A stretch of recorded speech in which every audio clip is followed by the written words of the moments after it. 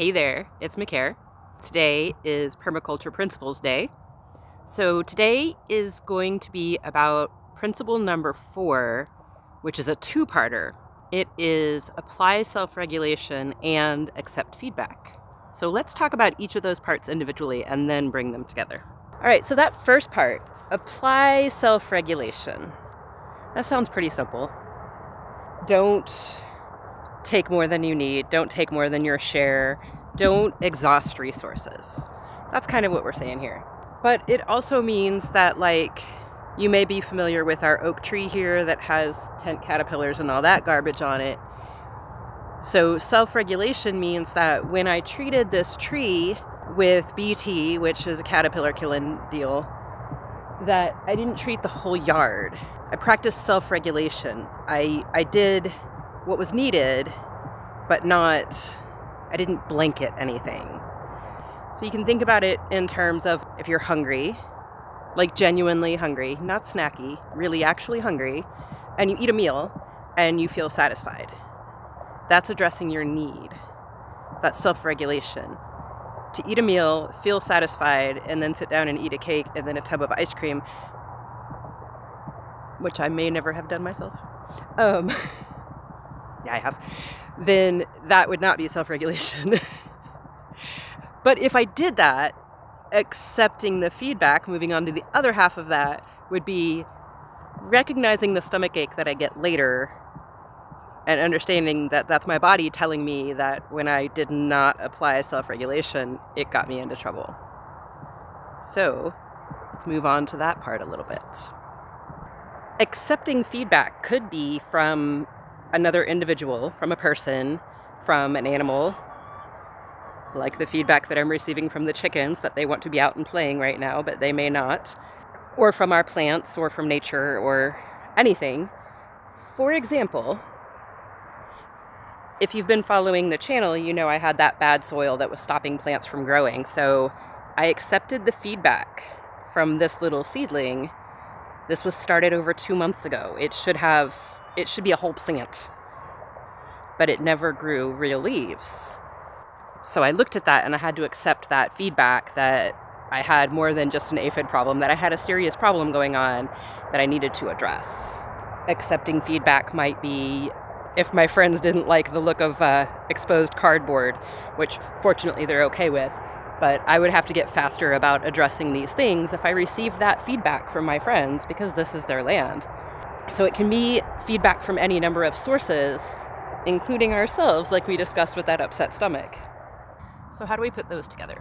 How do we apply self-regulation and then accept feedback?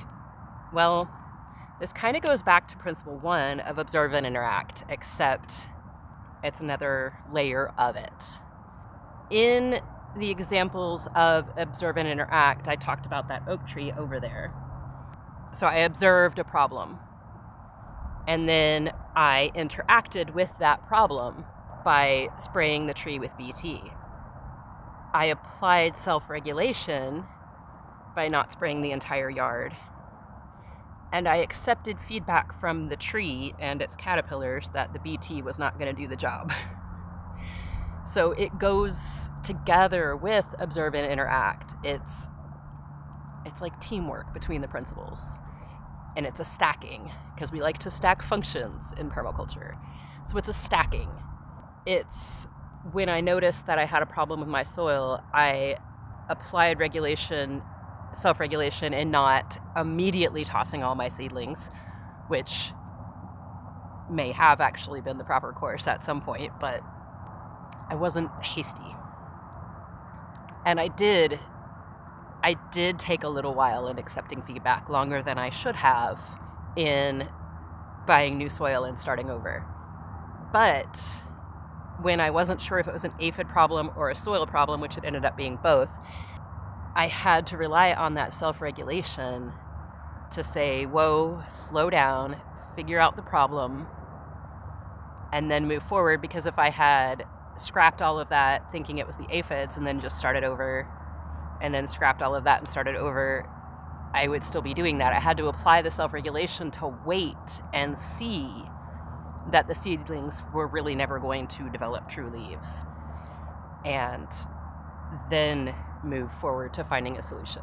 Now, could I have done both at the same time? Left those seedlings and also tested in a new soil? Yes. Disposable income is not a luxury that I have, so buying a new bag of soil can hurt when it's a $30 bag of soil. But, you know, we do what we have to. And the self-regulation and feedback that I'm using going forward is that if I have this issue again, I will, in the future, applying self-regulation to the feedback I have received, I will make a pot of the existing soil and a pot of a new soil and test identical seeds in the two of them. So I'll take the problem that I had this year and learn from it and move forward. So that's really what this principle is asking from us, is that we are respectful, that we don't take more than our share, that we don't do more than we should, that we don't pull excess resources, and that we listen, pay attention, and learn, and make appropriate changes going forward. There will be a link to principle number 3 up here for you. If you would please like and subscribe and all those good to YouTube things that lets YouTube know that people like you like videos like mine. And I appreciate it. Later, y'all. That's really what this